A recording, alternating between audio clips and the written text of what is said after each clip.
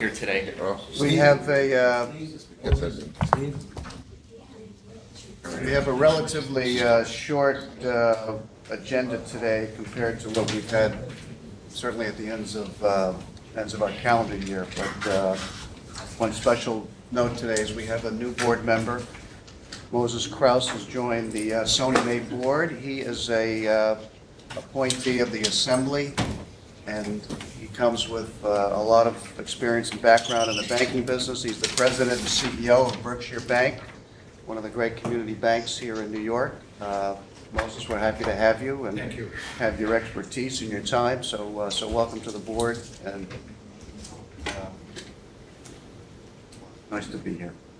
Let me turn things over to the secretary. You'll take the legal steps that we can formally open our meetings.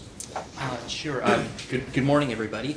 And can I ask, who do we have in Albany? I see Commissioner Maddox, Elaine, and who else? Yes, Elaine McCann. And it's Aida Brewer. Good morning, everyone. Mr. Kim, I would just mention, we are not able to see you because the way the screen is set up with the 4 pictures on it. So on the left-hand side of the table is blocked off. So just understand, if you're communicating with us, that we can hear very well, though. Okay. Great. Thank you. Okay, so, and I will also note that Marge Rogatz is attending via video conference from the Office of Expedia at 325 Duffy Avenue, Hicksville, New York. And by video from Albany, we have Commissioner Tom Maddox, Elaine McCann, and Aida Brewer via video from the New York State Division of Budget Conference Center at the Capitol Building, room 131 in Albany. I will ask now for motions and seconds to call to order the March 6, 2014 meetings of the New York State Housing Finance Agency and the State of New York Mortgage Agency. Can I have a motion and a second for HFA, please? So moved.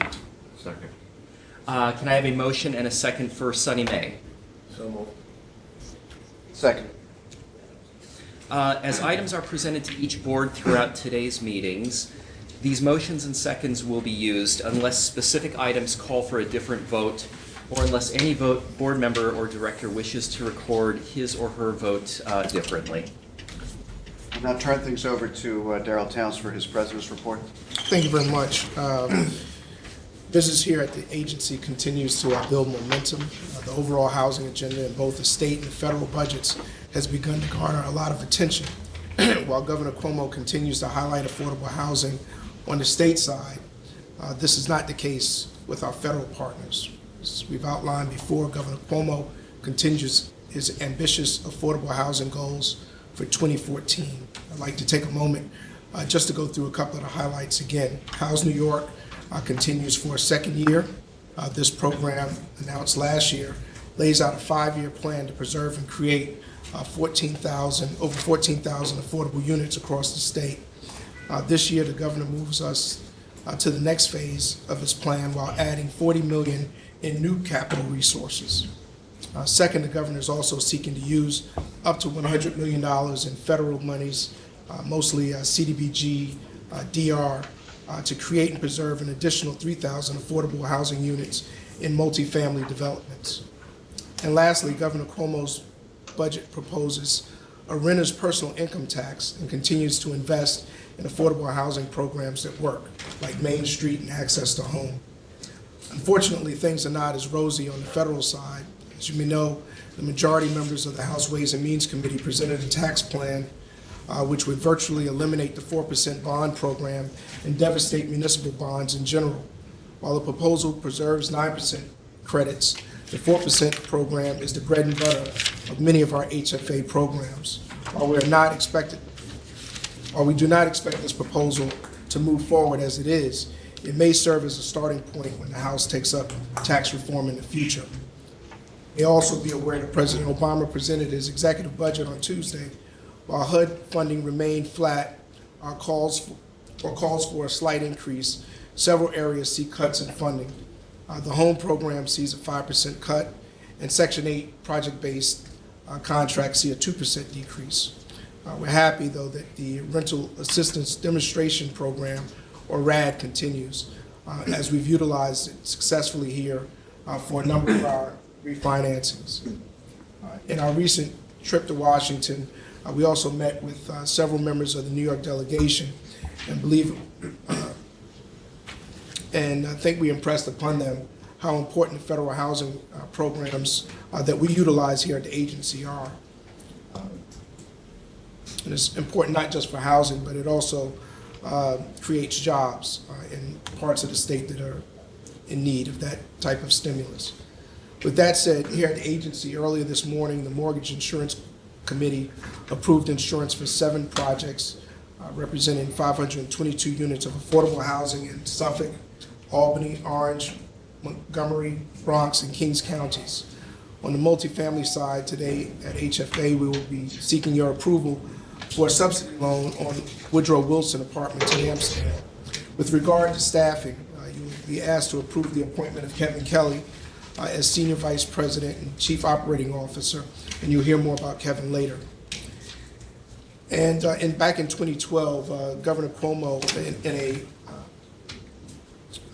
in an opportunity to increase diversity within his administration, created the Empire Fellows Program. And we were fortunate at that time to get an Empire Fellow, at that time, Keisha Santiago Martinez. And we're proud that Keisha has grown from being a fellow to now being a part of staff, being the Assistant Commissioner for Budget and Project Management, working under Sharon Devine. And Keisha's here, so just wave, Keisha. The governor's program has now gone into a second year, and I think the first year had 8 participants. This year there are 21. We have several have been assigned to our agency, and they are also stars, and we look that we might have potential to maybe have some future executives in this current pool as well. And just finally, one of the practices here at the agency we're reviving, and that's a employee recognition program.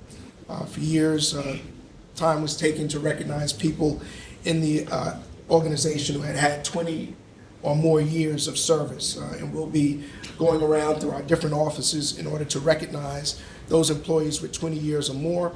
It'll be over 200 employees over all of our offices, and one employee even has 47 years of service. So we've got experienced and talented staff here, up to the challenge of Governor Cuomo's quest in accelerating the creation of affordable housing. So thank you very much.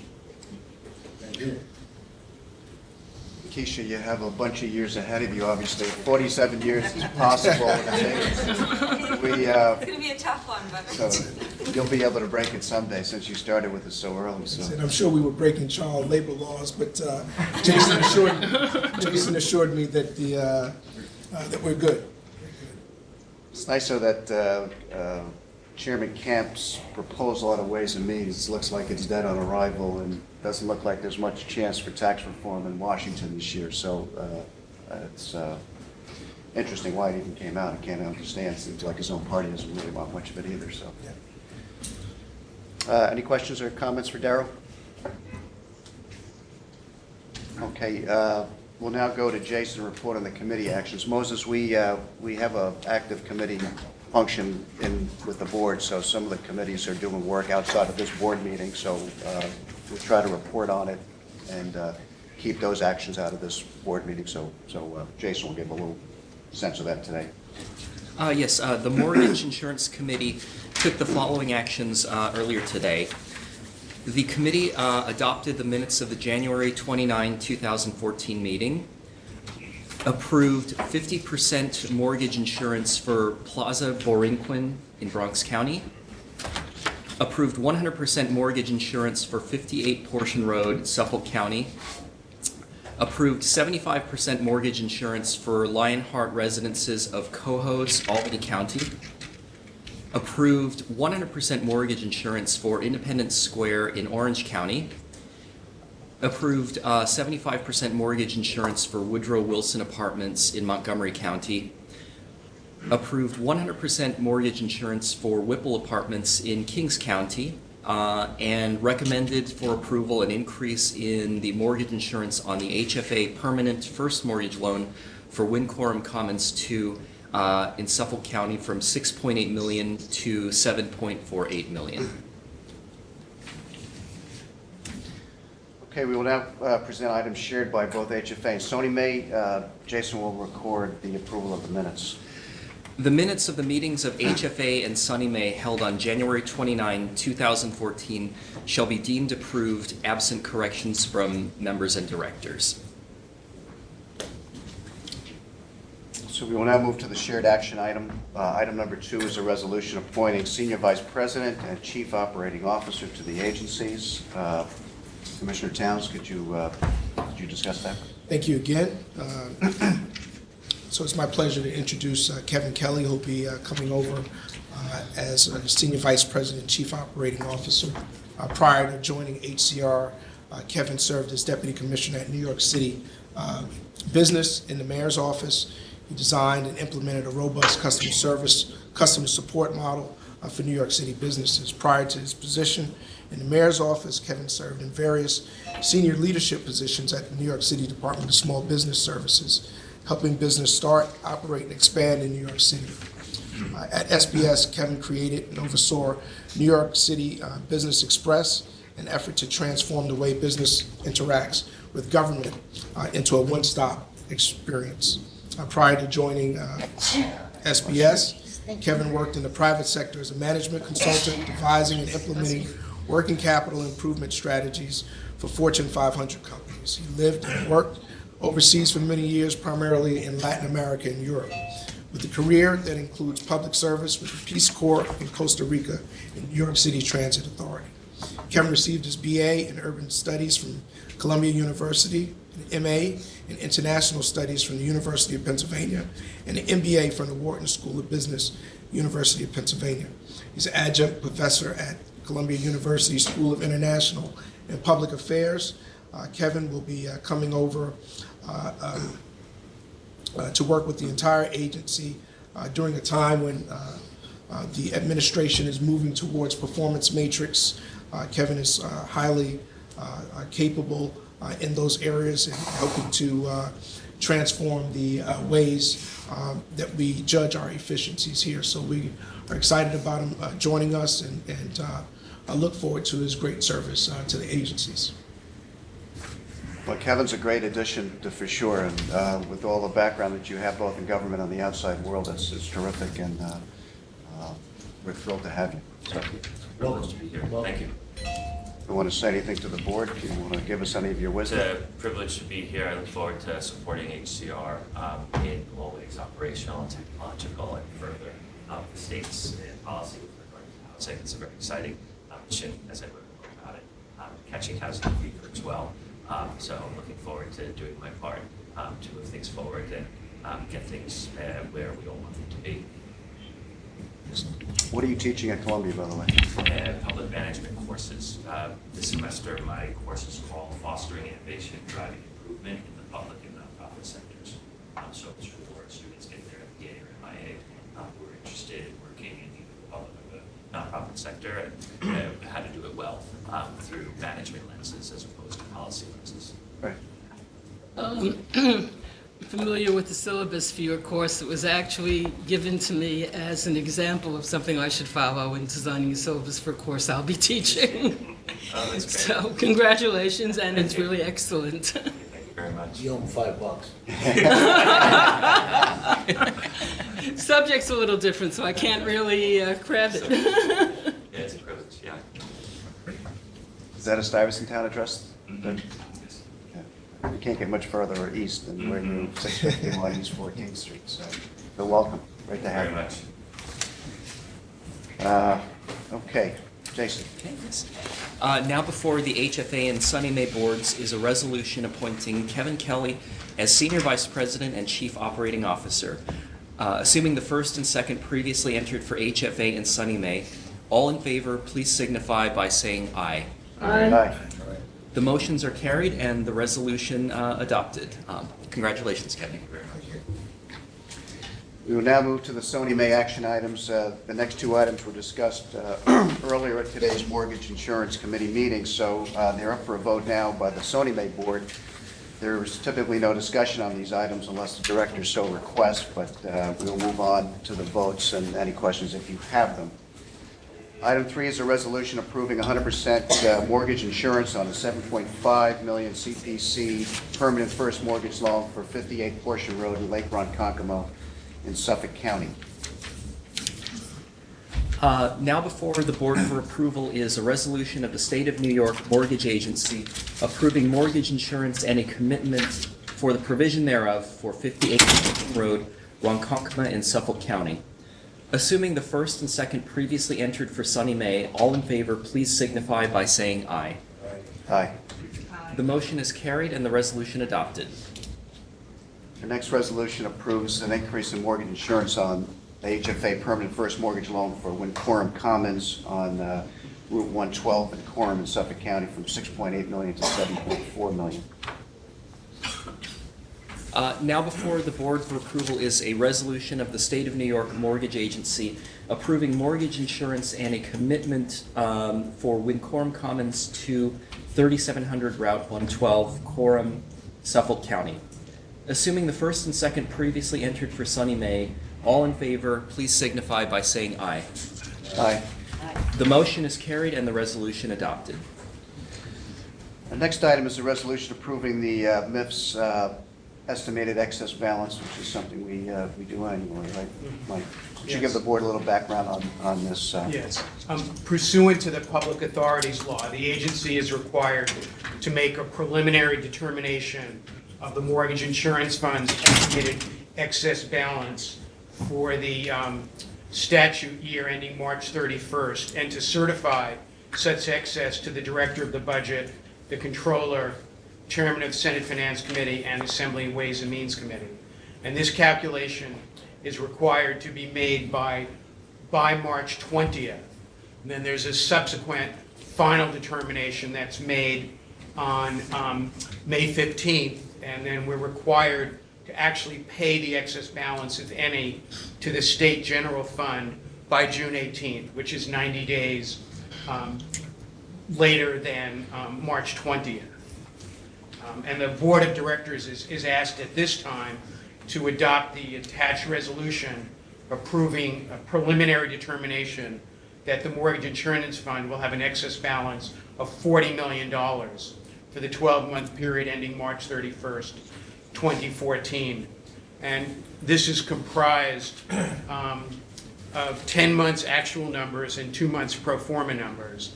And assuming that the mortgage recording tax for February and March is $12 million per month, and that we issue commitments as we anticipate for the month of March in the amount of about $6 million. Of the roughly $140 million that we will collect in surtax, we will use about $90 million for new commitments. We anticipate using about $4 or $5 million for reserves against new claims.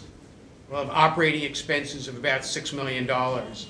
And we should have estimated excess balance at this time of about $40 million. What is the balance? Pardon me? What's the balance? You said this is the excess amount. What's the base amount? Well, the special account collects revenue in the aggregate amount of about $140 million. And of that 140, we use about $100 million for new commitments, new claims, and operating expenses. No. So the surplus is $40 million. So $40 million is this year's expected amount. Yes. So my question is, what is the balance of the? Oh, there's no balance in the special account. The special account is emptied out annually, and whatever excess there is emptied out and paid to the general fund. The reserves, the MIF reserves, are held in two separate accounts: the project insurance account and the single-family insurance account. So you're saying it's a misnomer, excess Right. balance? Yeah, Yeah. it should be just, Excess revenue. Right. But isn't there an amount that we need to maintain for purposes of our you know, The rating on The the, rating. yes, but there are two separate from the special account, which is an unrated, essentially, collection account. There are two AA1 rated insurance accounts. There's a project insurance account that has about 1.3 billion in reserves. And then there's a single-family insurance account, which has about 240 million in reserves. So our reserve levels are still appropriate for the amount of insurance that we have out there? I Yes. mean, I think maybe that's what Yeah, Steve's that's driving right, at. Yeah, Right. but it's separate from the special account. and is there, so do we ever move amounts from the special accounts to the general fund? Yes, yes. Because we did that at one point, right? We did that last year. Annually, to the extent that there is excess revenue within the special account, we move it to the state general fund. So this is above and beyond, this 40 million is the excess amount that we're going to collect, that we're going to apply to the general fund. Yes. Yes. And could we come up with a use of that money that's for housing purposes? Yes. The answer is yes. So If we're allowed to use it? Well, we would have to use it before Before March the end of the year. 31st. Right, but is it a general question in terms of,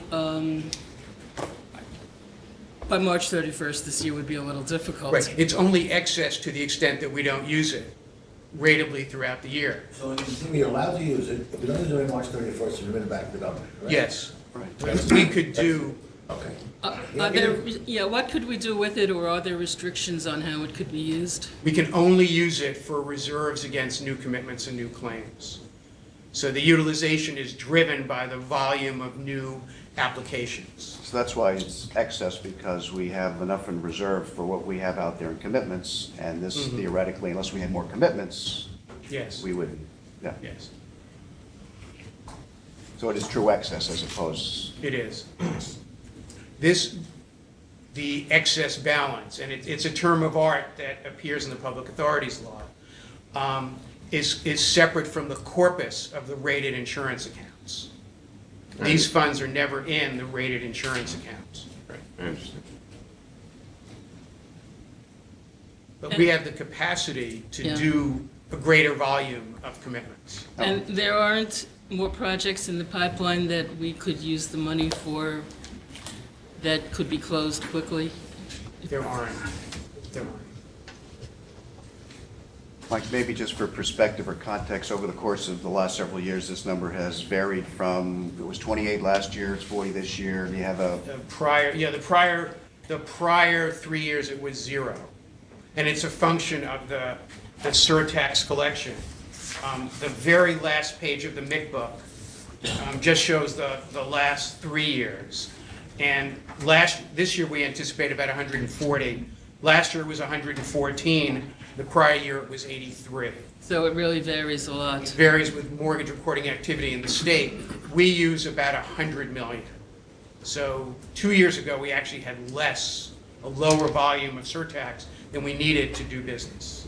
Last year, obviously, Joyce, with the economy stronger and more mortgage recording be tax growing. coming in, it's growing, Yeah. that number. So either Yeah. we need more commitments or there'll be more excess, Yeah. one way or the other. So is there planning that we could do in the coming year that could anticipate this so that we could use it for housing purposes? I think what we can perhaps do is insure larger HFA loans, where we're competing with Fannie, Freddie, FHA. Thank you. Yeah, and I think that's another phenomenon where Fannie and Freddie are back. There was a period of time when they were out of the market.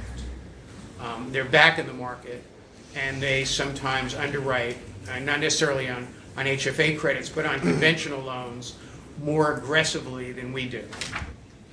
And they'll insure larger loans based on lower pro forma operating expenses, which explains their problems in the past. Steve, so it sounds like theoretically we can see a situation, I mean, if the trend in the mortgage recording activity goes up, reflecting an improvement in the economy, but at the same time, as Mike just mentioned, there are, there's a greater number of credit enhancers, in the market. I mean, it seems we could see a situation where the excess goes up, is going up, but the commitment activity of the mortgage insurance fund, maybe may not necessarily go up commensurately with that, just because of the increased participation of other credit enhancers. It has. We've lost larger projects in places like Williamsburg and Greenpoint to mostly to Freddie Mac, which will just insure a larger loan than we commit to insure.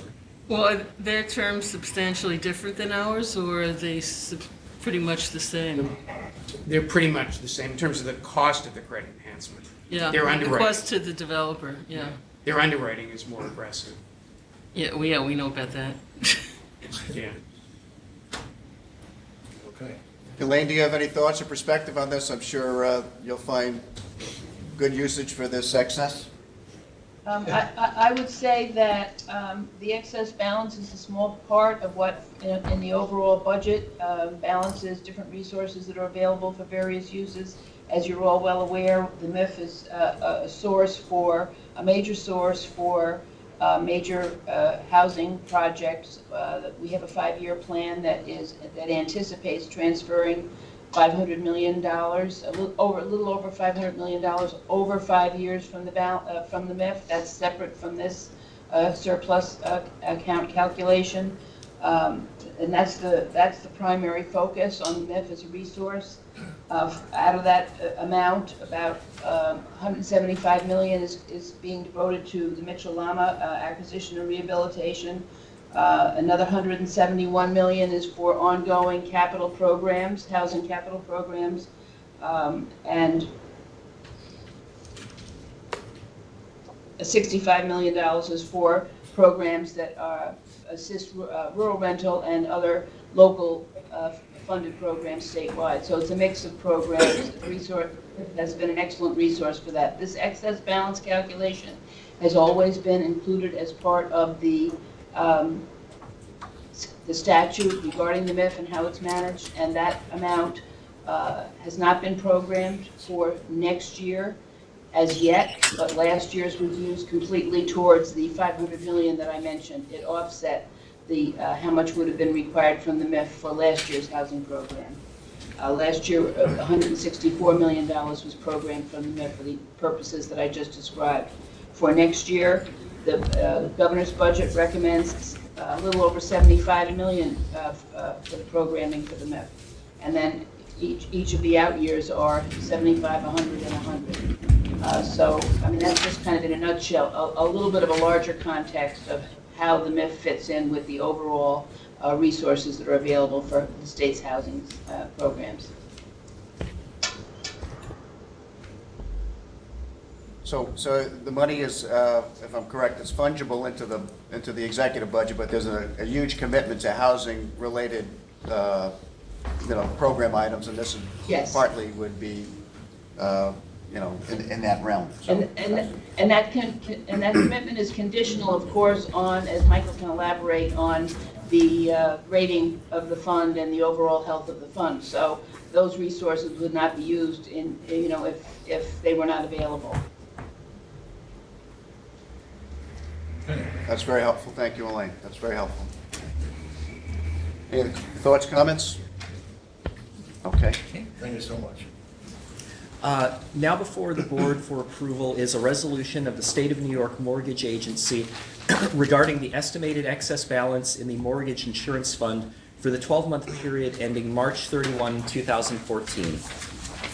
Assuming the first and second previously entered for SONYMA, all in favor, please signify by saying aye. Aye. Aye.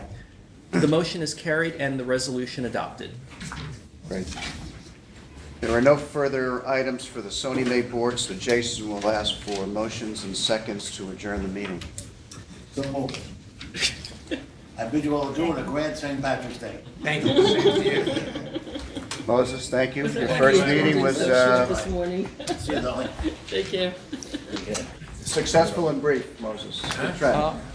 Nice work. Nice work. Okay, what this? So is the length of the agenda related to the St. Patrick's Day You know, festivities? can we just take a vote, please? Can we have all in favor of adjourning, please signify by saying aye. Aye. The motion is carried and the SONYMA board meeting is adjourned. How come we didn't have Irish coffee this morning? And the next board meeting is scheduled for Thursday, April 10, 2014 at 8:30 a.m. Mike? You're welcome. We now move to the one remaining HFA action item, item number 6 in your package, is a resolution approving a subsidy loan in the amount of $5.36 million for Woodrow Wilson Apartments in Amsterdam and Montgomery County. Marion, could you just get your floor? Sure. Oh, sure, and let me note for the record that that Nestor Davidson has joined the meeting for HFA. So It has to go in the permanent record that I was late. All we're saying is that you're here. Duly noted, the 4 and 5 were running a little slow.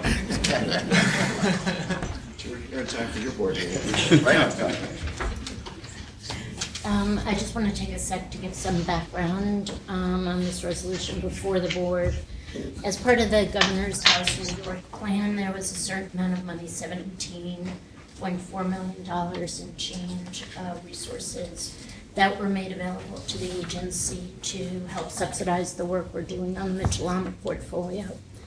One of the great benefits of having an integrated agency and overseeing both the bond finance program for multifamily projects and the 9% tax credit program for multifamily projects is that we can sometimes make decisions about what's the right lane for a project to get in to be financed in the most efficient way.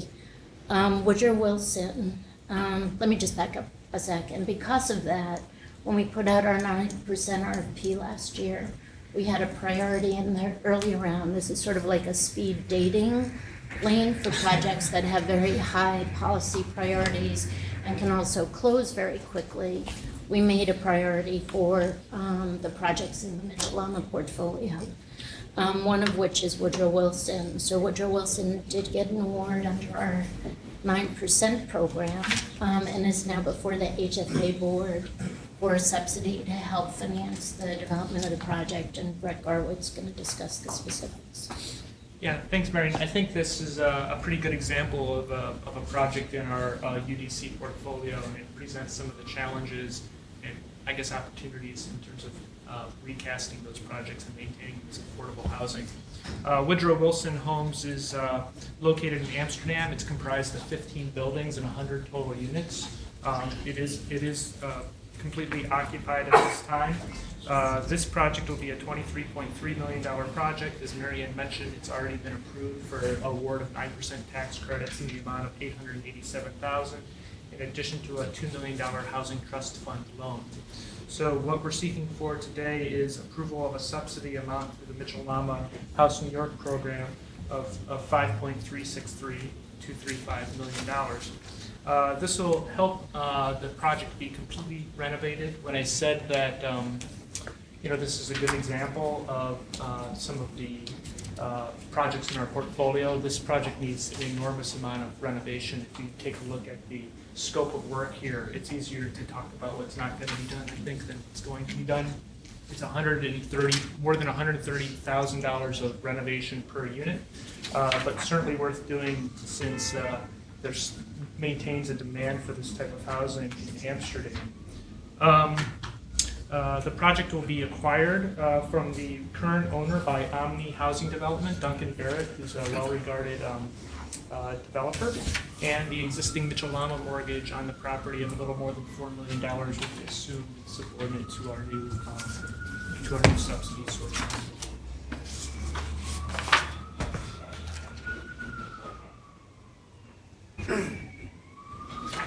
One of the things that we really focused on this project, because of its location in upstate New York, and that we're looking at throughout the portfolio that the board's urging is to really go, not in terms of overspending, but to really focus on energy efficient measures that can be undertaken in properties so we can reduce their operating costs, make the project more sustainable on a going forward basis. Yeah, that's a good point. I think the anticipation is that the energy usage will be down 20% once the project is complete. And the other types of improvements, like increasing the number of accessible units, will be increased by through the renovations as well.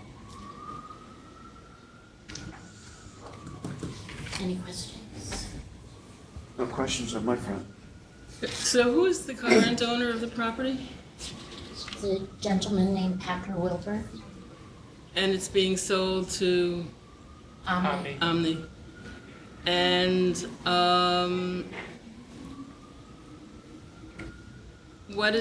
do we know what the sales price is? We do. Do? One of the things that we look at in this portfolio when there's an exiting owner is what their exit taxes are gonna be. And So it's $5.2 million, but more than $4 million of that is the assumption of the mortgage. we're pretty, we're just, very careful about how we spend our Want to make resources. sure. Absolutely, it's one of the things we have a laser focus on. What we've been saying sort of publicly and privately with folks is that the resources that the agency and the states make available to this portfolio, and the federal government through the RAD program for that matter, are meant to be reinvested in the projects, not necessarily to, in order the benefit of the existing groups. Sophie, how much, is there a time limit on how long this project has to remain affordable? 40 years. 40 years from now or 40 years from the construction? 40 years from the, yes. 40 years from conversion to permanent. So, you mean from the conversion to permanent financing? Yes. So how much time is left? Well, they haven't started construction yet, so assume the construction's gonna end maybe in Oh, so it's enough, 2016. you're talking about resets. current conversion, not the original. Yeah, so I'd say about 2056, Okay. plus or minus. Basically, we reset the clock when. Yeah, that's what I was trying to get at. Yes. I would Actually, say it's- at our least funding 40 requires years. the 40 years, but I believe the trust fund is a 50-year commitment. Yes, so it's at least 40 years. Okay.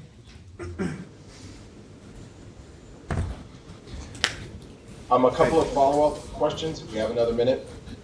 Sure.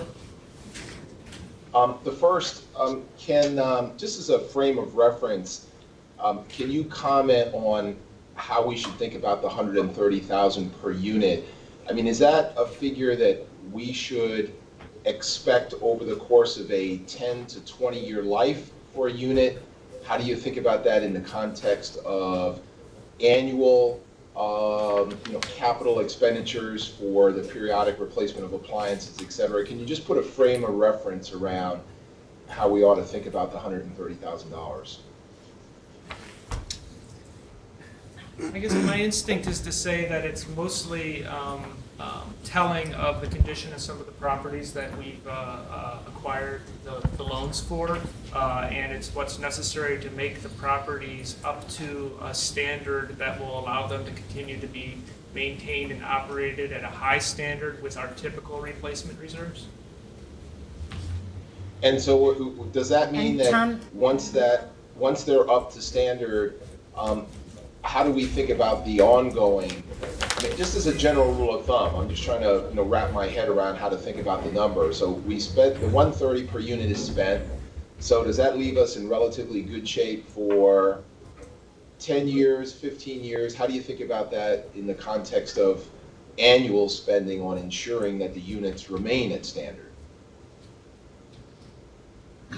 I think it's an excellent question. We don't have a set amount in terms of what our horizon is, but I would expect every project that a couple of things. One is this renovation amount is less than the new construction number that we do see upstate. So in terms of trying to bring this up to code versus investing in something new, we do think that it's still a worthwhile investment. Every project that we do underwrite does have operating and maintenance reserves built into the project budget, but a project that sees such an extensive renovation as this one, we would expect not to come back to the agency for several decades to be upkept. That's not a word, but Kept up. Okay, and then, that's helpful, thanks. And then secondly, this certainly strikes me as an excellent property for a field visit. We've been talking for a while about getting out and seeing one of our projects. It's hard to imagine a better one than Amsterdam, New York. And this sounds like a pretty substantial rescue here at $130,000 per unit. It'd be very interesting to use a visit as a before photograph to kind of understand the condition, the current condition, relative to visiting it again after the construction is completed to see what the result of our efforts are. And I'd like the board to commit, to the extent that we think it's a good idea, I'd like us to commit to scheduling a field trip. If we don't think it's a good idea, then I would certainly invite anyone who would like to join me, and I'll organize my own. Sure. And just to your point, we are looking at the logistics of doing a road trip.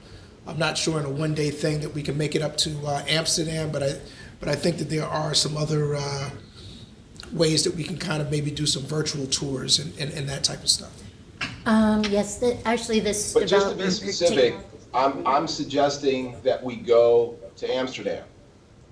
I hear you. So, you know, I'm very specific here.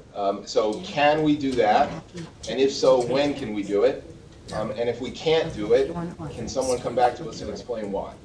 Sure. We'll get back to you. We'll get back to you. Excuse me, it's not, is this an occupied building? Yes. So there are limits on how much work can be done in terms of, I was thinking of energy efficiency, for example, because they're talking about still having central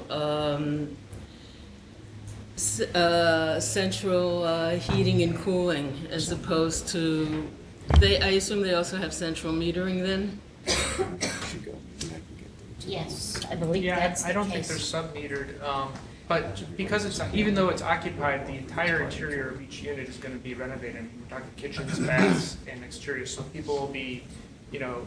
Right, no, I'm just yeah. curious about the metering issue because I believe that when they're sub-metering and the tenant is responsible for the electric use as opposed to the building, when there's no correlation between how much the tenant actually uses and what the owner ends up having to pay.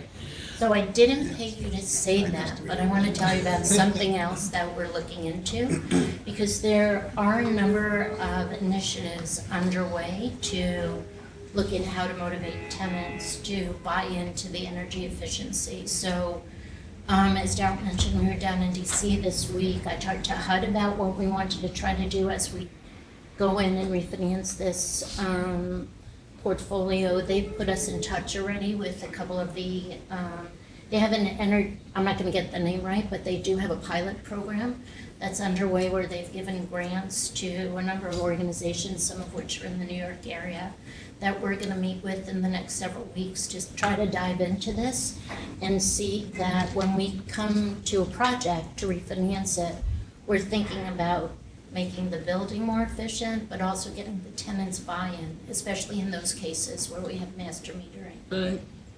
So all of this, I want to say, and, you know, thinking about things more broadly has really come from consistent questioning like yours, Joyce, about what are we doing and how are we thinking about this. So thank you for getting us to think that way. Okay, well, let me also then add, in terms of rehab, more, I think, in new construction, but also in this kind of a substantial rehab, that consideration be given to, sorry for that, that consideration be given to the use of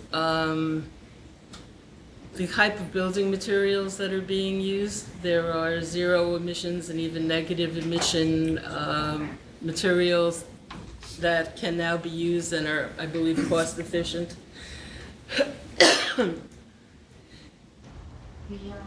And also to, other forms of, new forms of technology, whether it's micro generators, micro generations and plumbing systems to generate electricity. I mean, this building is probably too small to benefit from that anyway. But when you're talking about the New York City Mitchell is certainly, and there are just a whole range of new technologies that these buildings could benefit from that would not reduce the energy footprint and also reduce the operating costs. That is part of our overall strategy with this portfolio. We also have a couple meetings set up in the future to talk to folks who know a whole lot more about this than we do. Because I would suggest that also that you meet with, and if you may have already been planning to do so, but there are companies that specialize in doing this. I'm not advocating for any particular one. I don't know a particular one that would be appropriate. But that you also meet with vendors to see what's available. Thank you. Good. Any other thoughts, comments? Okay. Now before the members for approval is a resolution of the New York State Housing Finance Agency authorizing a House New York project subsidy loan for the project known as Woodrow Wilson Apartments in Amsterdam, Montgomery County. Assuming the first and second previously entered for the HFA board, all in favor, please signify by saying aye. Aye. The motion is carried and the resolution adopted. There is one last item that we'd like to discuss this morning, which is not in your package. We've been working on some changes to the 80/20 program and thought it might make some sense for Marion to give a brief discussion to the board and answer any questions. I know Nestor had a particular interest in that, so let's open that up and just give us a sense of where we've been, where we are now, and the reaction in the marketplace and where we think this is. Okay. And what. So just to step us back to 2013 and how we financed 80/20s in 2013, we would typically provide tax exempt bonds for, I'm going to say just for ease sake, somewhere between 65 and 75% of total development costs based on the amount of equity largely that banks were looking for from borrowers. Of that 65 to 70, we were providing at least 50% of that through new volume cap. New volume cap comes to the state every year. At this point, it's about $1.9 billion a year in resources. And the 50% test is a sort of critical threshold for generating low-income housing tax credits on the low-income units. The remainder, the difference between 50 and either 65 or 70, was made up with tax-exempt recycled bonds, which came from the prepayment either of loans in our portfolio or loans in HDC's portfolio. In looking at the 2014 pipeline, there was, a gathering storm of projects that were coming our way that looked to have total development costs of about over $4 billion.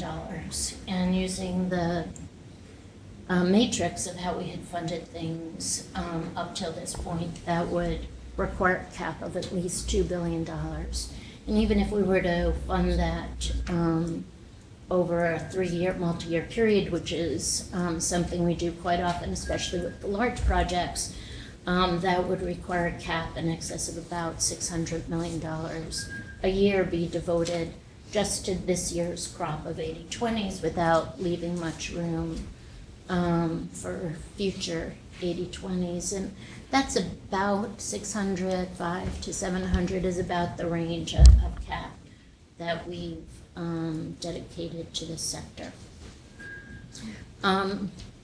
Also as background, the agency has always, when it uses its cap or directs it to projects, has always prioritized that it first use the cap for all affordable deals. And 80/20s come after that. 80/20s have a lot of benefits, in terms of economic drivers and jobs, et cetera, but our priority has always been affordable housing. So looking at that sort of impending storm, we had a lot of discussions about how to handle it, and as we've discussed with the board, made a decision to fund only the low-income component of those projects on a going-forward basis with tax-exempt bonds. It's a little bit hard to hear at this end of the table. Sorry, my ear is really clogged, so I can't tell how loud I am. So we made a decision to only fund the low-income component of the building with tax-exempt bonds. So as opposed to funding, the 65% roughly with tax-exempt bonds, we're looking to fund the low-income component, which in much of these buildings, because the big drivers of the 80/20s in New York City is the 421A program, which requires a minimum set-aside of 20%. Most of these buildings come to us being really framed by the 421A, or in some cases, inclusionary zoning programs in New York City. So we're planning, we sent an email out to the development community at the end of last year that told them that we expected to fund only the low-income portion, which would be 20% as opposed to this higher 60 or 65%. So the difference, of that roughly 45% of borrowing would then have to be done on a taxable basis. And taxable floating rates versus tax-exempt rates right now, because interest rates are so flat, are approximately plus 10 basis points, but historically have had a much wider spread. So the borrowing costs for these projects are going to increase on a going forward basis. And as a result of that, the agency's first we've been working through the details about how to implement this 20% only, which, just requires some work to work through the details. How does the project need to be structured? How do we make sure we meet all of our bond requirements? How do we make sure we meet tax credit requirements so we can still generate the same amount of tax credits for these projects? So we've been working with a range of bond counsel and accountants and syndicators and lenders and developers, just sort of working through those details. But at the same point, understanding that this change in policy will increase the borrowing costs of the projects. We've taken a look at what is it that the agency might be able to do to lessen the impact of that on the project's financings. So we've taken a look in a couple of places.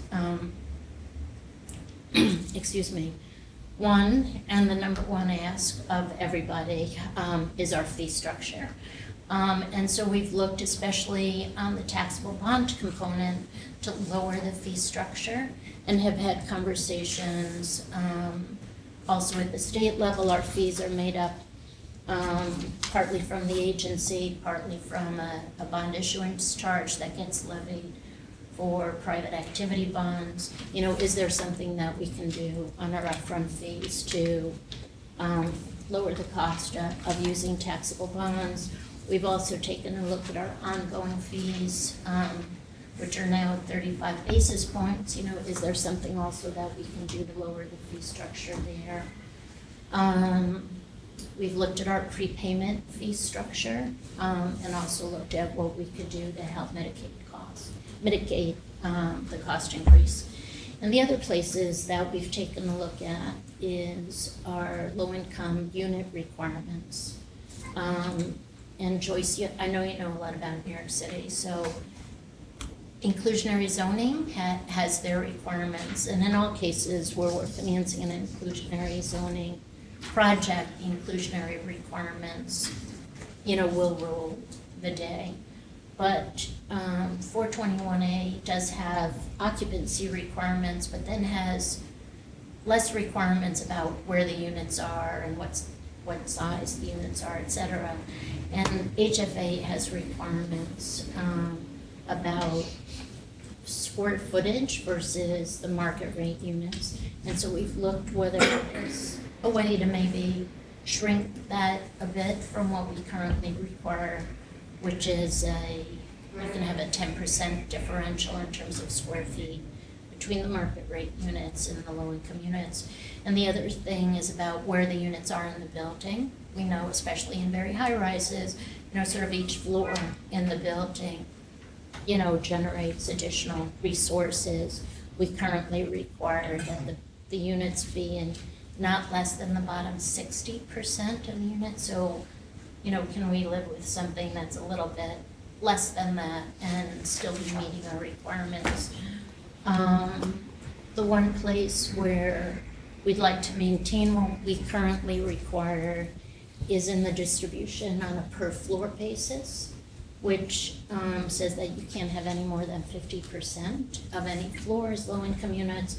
And we want to hold firm on that. So this is still all in discussion stages. So the upside of all this is that now, instead of, we're able to finance a lot more projects, Yes. a lot more affordability. We're Thank able you to for spread making this that point, so actually. much wider, and we're able to really stretch what is a limited amount of tax-exempt bond capacity that we have. So it's a huge plus in terms of, and I know, Steve, you've been talking about this, and thank you for moving us in this direction, but I think it's a good thing for us as an agency and a good thing for the marketplace, so. Yeah, that's exactly the point. I mean, this gets so many more shovels in the ground, otherwise we would have had sort of losers and winners in terms of our financing. Now we're looking to do perhaps at least 10. Yeah, and I think at least the initial reaction in the marketplace as well, I mean, I'm sure developers would like us to finance with tax-exempt bonds more. They are accepting what is less, and we've worked very closely with Bredney to make sure that we get the community on board. So I think it's a win-win. It's certainly good for us, it's certainly good for the, for the affordability business, and so, and the developers are working with us to make it happen, so I think it's a big step forward.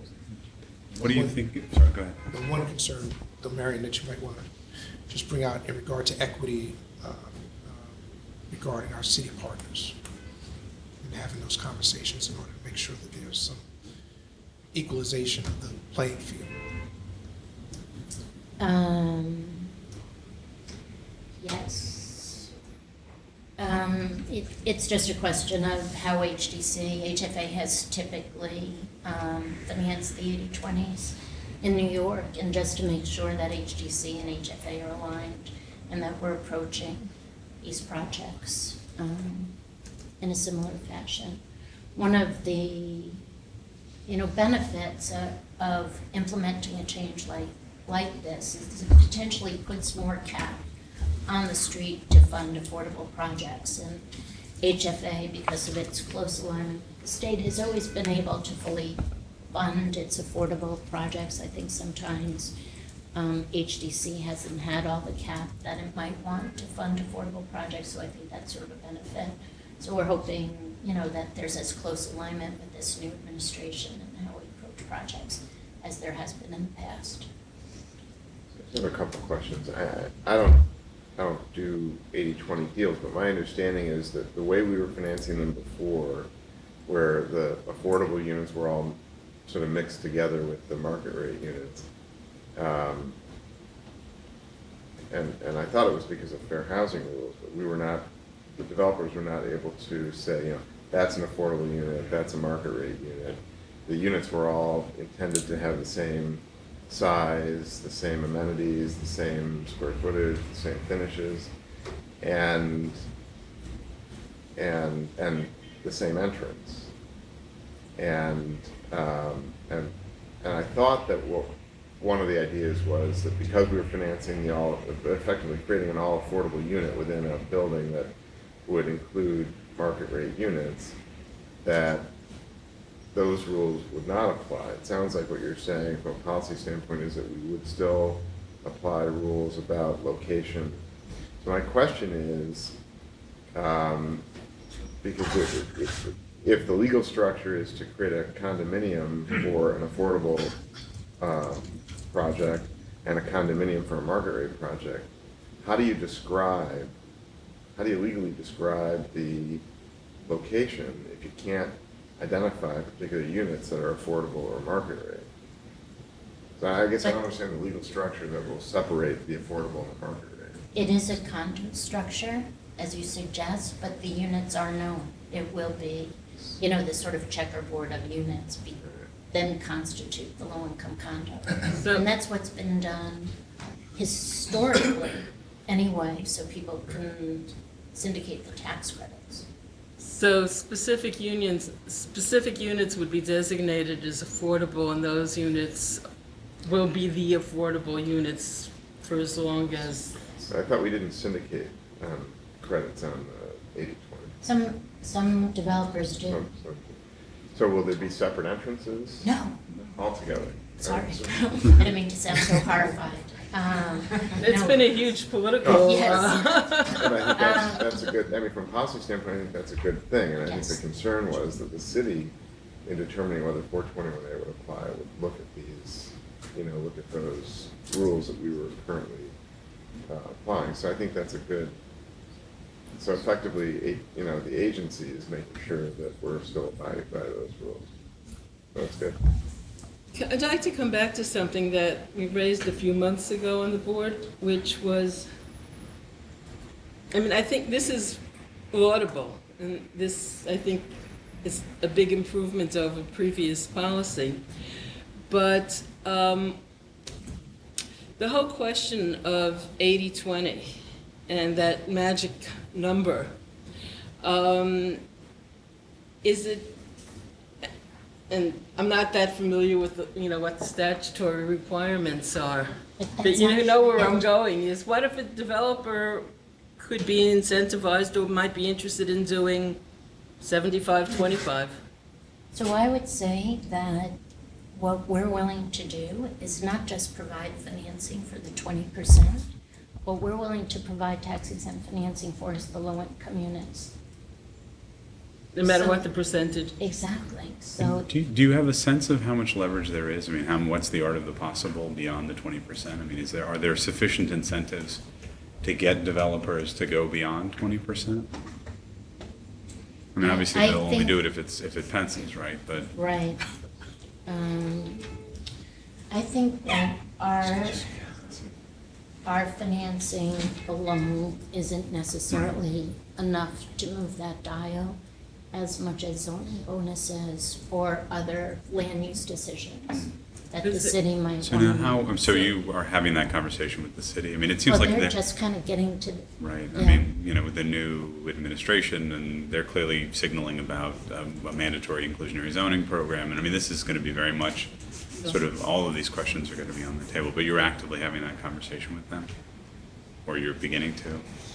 Yeah, they're just coming to the table. Yeah, they're just getting filling their, seats. getting set down there. So I think these are ongoing and will be ongoing, and, we're trying to work all those things out.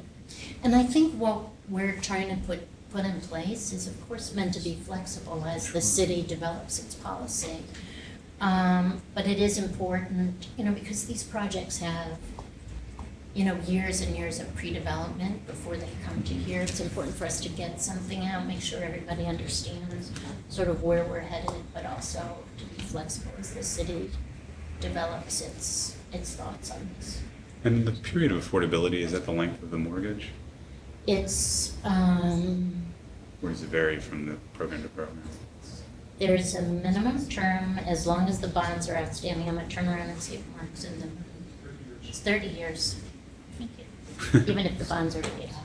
Okay. Very easy. To follow up the one question, so what then are the major incentives for the developer to do affordable units besides the advantage of low cost of capital? 421. The 421A tax abatement? That's it. That's a That's it. huge thing, yeah. That's the only one. So the If you look at number at of affordable Domino, units I mean, really you know, it's often zoning incentives. What? I mean, I think it's also often zoning incentives, right? So if you look at a lot of the larger scale Yeah, I mean, the projects. building FAR and. Exactly. Right, Right. so inclusionary, it's, Yeah. you know, what the But those, negotiated. those are all city policies that we don't That we don't deal have with. any control over. Exactly. And do you have a sense in terms of even kind of rough net, if you're doing a larger number of smaller projects, in terms of the impact on the agency? I mean, I agree, sounds like a very positive shift, and I think it's a wise use of a very, an ultimately scarce resource, even if we haven't run into the barrier on the affordable housing side. Certainly it's fungible on the state level, right? But just from the agency's perspective, if we end up doing 10 as opposed to, I don't know what the current pipeline would have been had we been in our previous structure, does it net out the same if we change the fee structure? I mean, how does this impact the resources that are available to the agency for other work and all of that? We took a look at the fee structure that we're sort of honing in on compared to the fees that the agency earned last year on the 80/20 portfolio. And we're basically economically indifferent. And staff time, I mean, 10 projects versus, I mean, can you guys handle do you have the capacity for that? We're having ongoing conversations about staffing. Full and frank conversations. Thank you. Yeah, thoughts, questions? It's good. Yeah, it's a good step forward, and, you know, we're doing the most of what we have to do, so I think that's a plus. And so I think, I thank all the board members for their input on this, because it's a good thing for affordability in the state, so, Thank you for your interest. thank you. Can I also just ask a question in general? We had talked about giving the board updates on pipeline and where we were. So I'd like to try to schedule that for the next board meeting, if the board is okay with that. We can give you a sense of where we are. We already have to Michelama pipeline this year, plus the 80/20s, and then sort of more vanilla, all affordables. Good. Thank you. That would be excellent. Yeah. Okay. Good, okay, no other further items for the HFA board. Going to ask for motions and seconds to adjourn the meeting. So moved. Second? Second. Assuming the first and second previously entered for the HFA board, all in favor, please signify by saying aye. Aye. Aye. The motion is carried and the meeting is adjourned. Our next board meeting is scheduled for Thursday, April 10, 2014 at 8:30 a.m. Thank you. Thank you, Albany.